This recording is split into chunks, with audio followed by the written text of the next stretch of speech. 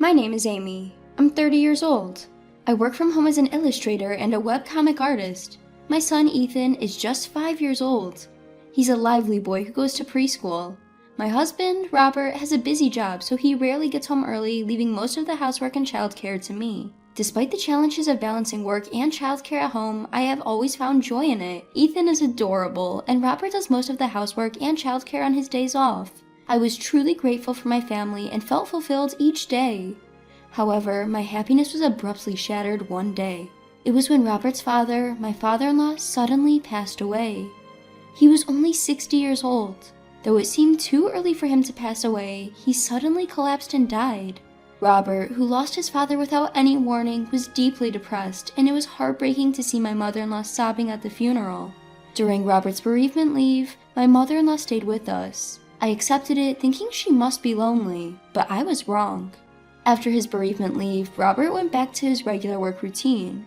My mother-in-law, who had not liked me since we got married, had always treated me differently, even to the point of excluding me when serving coffee or making fun of the fact that I was raised by a single parent when Robert wasn't around. I thought once Robert started working again, she would return to her own home, but she didn't. She continued to stay in our home, bringing in her belongings in large suitcases a few days later. "Are you planning to live here, mother-in-law?" "What a cold-hearted daughter-in-law you are. I'm lonely because my husband suddenly died. You're suggesting that I live alone at home? That's ridiculous." I had asked her if she planned to stay with us, but I was shocked by her arrogant attitude and couldn't say anything in return. It's true that my mother-in-law is feeling lonely, and she is Robert's important mother, so I couldn't kick her out. And she kept bringing more and more of her belongings, eventually establishing her own nest in our living room. I work from home, so I ended up spending more time with my unemployed mother-in-law than anyone else in the family. Those days were nothing but torture. "You're always at home doodling away. Robert is out there working hard. I feel sorry for Ethan. He has been put in daycare from such a young age just for your hobby. When I was young, I took care of Robert while doing housework." My mother-in-law, who had never worked after getting married at a young age, had always been against the idea of daycare. She regarded my work as a mere hobby and started making a fuss about how pitiful Ethan was for being put in daycare. In addition, after my mother-in-law started living with us, my household chores increased significantly. Because my mother-in-law would say things like, "You won't even serve lunch to your hungry mother-in-law. What a mean daughter-in-law you are," I had to start preparing lunch as well. Despite never doing any cleaning herself, she constantly complained, "If we live in such a dirty environment, both Robert and Ethan will get sick." She kept nagging me to clean every nook and cranny while I was working, which took up more of my time. No matter how much housework piles up, work deadlines do not wait. If I'm working late into the night, my mother-in-law would say, "Poor Ethan, he doesn't even have his mom to play with him," while she simply watches TV. I've often thought about discussing the issues with Robert, but in his presence, my mother-in-law puts on a gentle facade. Besides, Robert is currently immersed in a significant work project. Not wanting him to feel stressed at home as well, I decided to endure the situation. With my passivity contributing to the problem, my mother-in-law grew increasingly overbearing. She refused to eat the lunches I prepared, complaining, "This is awful. You're trying to kill me with this overly seasoned food." She even started demanding money for dining out, often asking for more than $250. I questioned whether she really needed that much even just for dining out. However, she angrily retorted, "Are you telling me not to have fun? I want to go to the casino. Are you saying a poor widow like me shouldn't enjoy the casino? You're the worst daughter-in-law ever." Left with no other choice, I reluctantly gave her the money. Her demands for housework and money escalated day by day.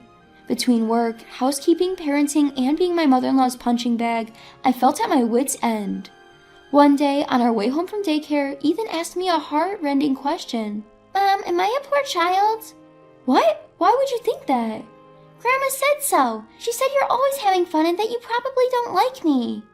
Tears welled up in Ethan's eyes as he spoke those words. It was at that moment that I realized my mistakes. The feeling was akin to a rude awakening, and I resolved that I couldn't continue living this way. I was wrong to believe that I alone should bear this burden. My mother-in-law had gone so far as to convince Ethan that children who attend daycare are pitiful and that his mom is always just having fun drawing. I decided to put an end to this lifestyle.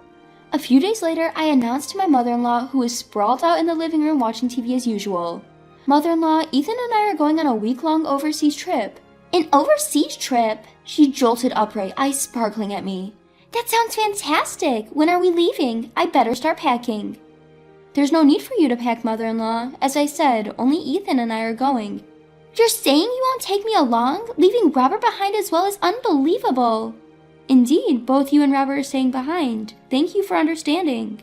While my mother-in-law continued to grumble, I remained firm in my decision to end my life with her. A few days later, as planned, Ethan and I departed for our overseas trip. Ethan was thrilled to be on a plane for the first time. With my recent busy schedule between work and chores, I hadn't had the chance to spoil Ethan, so I took this opportunity to spoil him to the fullest. In the midst of our enjoyable overseas trip, I received a call from my mother-in-law. It was unpleasant, ruining the joyful mood, but I answered anyway. With a malicious tone, she said, "Sorry to bother your vacation, but Robert and I have moved out. There's no home for you freeloaders now. You have no place to return, so stay overseas as long as you'd like." Is that so? Thank you for letting us know. She seemed surprised by my indifferent response, but I wasn't surprised at all. Rather, I was thankful to her for letting me know everything was going according to plan. After our enjoyable days overseas, Ethan and I returned home to our new house. At our new home, Robert was waiting for us with a smile. "Welcome back. Did you and Ethan enjoy your overseas trip, Amy?" "Yes, we had a great time. Thank you for the wonderful trip, Robert." "Well, it's the least I could do after all the trouble." As we were joyfully reuniting, my cell phone buzzed. It was a call from my mother-in-law. With a sense of excitement, I answered the call. "Yes, what can I do for you, mother-in-law?" "You! Do you know where Robert has gone?" With a fierce tone, my mother-in-law started to explain the situation without giving me a chance to respond. She started living in the house that she had found with Robert. However, Robert had not returned home even once. Worried, she had called Robert's office only to be informed that Robert had quit a few days earlier. This drove her into a panic. Even when she tried to call Robert, she couldn't reach him. She was about to report him missing to the police. But, just to be sure, the police called Robert. To her dismay, they managed to reach him. Not only that, but when they offered to relay a call to her, Robert declined. This led to her causing a scene at the police station, earning herself a stern warning and a red-faced embarrassment. "You've done something to Robert, haven't you? Where is he?" "Robert is here at home. He's playing happily with Ethan, so there's no need to worry." "What are you saying? Robert was supposed to live with me. I was going to make him divorce you and take custody of Ethan." That was something you unilaterally told Robert, wasn't it? My mother-in-law was furious. However, I had discussed the situation with Robert before our overseas trip.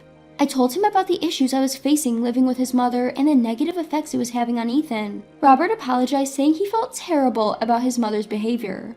I realized for the first time during our conversation that Robert had also been struggling living with his mother. Each time they were alone, she would badmouth me, saying things like, "Amy is constantly verbally abusive. She won't even let me eat," and "You should divorce that woman as soon as possible." He was fed up with her baseless complaints.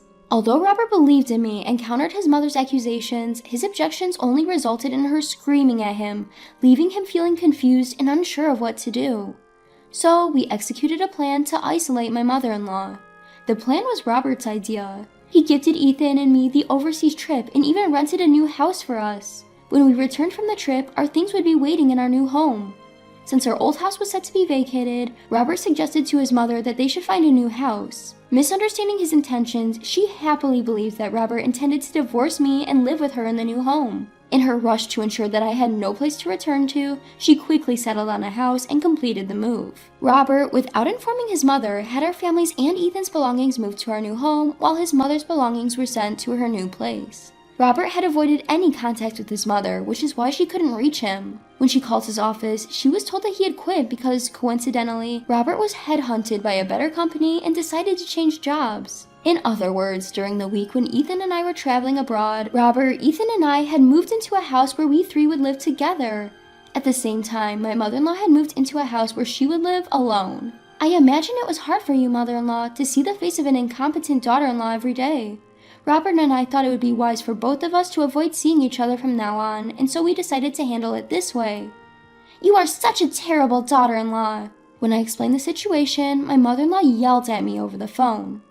Robert, sighing at the voice of his mother leaking out, came up to me, subtly took over the phone, but she kept insulting me without noticing. "All you do is draw doodles like a child and don't work. Robert doesn't need a wife like you. He must have found you annoying. It would have been better if Ethan wasn't born as your son. Ethan and Robert are both really pitiful." "Mom, so you always used to shout at Amy like that, huh?" When Robert said in a quiet voice, his mother's angry voice abruptly stopped. "Mom, I love Amy and I have no intention of divorcing her. I know you must feel lonely since Dad passed away suddenly, but it's not right to bully Amy. I regret behaving in a way that deceived you, but it was the only way given that you refused to listen to anything we say." You're being deceived, Robert. "I'm not being deceived. Amy is the best wife for me and the best mother for Ethan. I'm sorry, but I want to keep my distance from you. I can't care for a mother who says terrible things about important people." "Robert, wait, please, Robert." Ignoring his mother's crying voice, Robert ended the call. "I'm sorry for making you suffer until now. The current job doesn't require much overtime, so I can do more housework and childcare than before. Let's live happily from now on, just the three of us." "Yes, thank you, Robert." Thus, our family decided to cut ties with the mother-in-law. Later, I heard from a relative that my mother-in-law had been living for a while by dipping into her husband's inheritance. However, she couldn't stop going to the casino and for the first time in her life had to work. With no work experience, my mother-in-law, now 55, was swallowed up by the rough waves of society, leading to hard times. When Robert found out about his mother's situation, he felt sorry for her and reached out once. However, my proud mother-in-law dismissed his help, saying, "You're no longer my son. You've been tainted by that devilish daughter-in-law." Robert was dumbfounded by his mother's attitude and said with a tired face that he would no longer contact her. As for me, I turned the days of harassment by my mother-in-law into a comic essay and it became a huge hit. I got a call from a publisher and I was able to publish the comic essay book I've always wanted. I guess I should be grateful to my mother-in-law who gave me all kinds of trouble. During the hellish days after my mother-in-law came into our house, I didn't know what to do, but I fell in love with Robert again for saving me from those days. Now, I am serializing a comic essay depicting my warm family life on the web, and it is also popular. I look forward to continuing to spend happy days just like this with Robert and Ethan.